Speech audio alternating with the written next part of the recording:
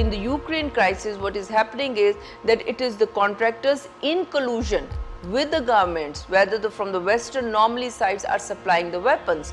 Recently, the US committed the Stingers and hand Stingers and the Merc planes to the Ukrainians. So has the other European capitals have committed that, and the military funding, the trainings and so on and so forth. But the question is, to what extent the Ukraine people will be taking that into their hands.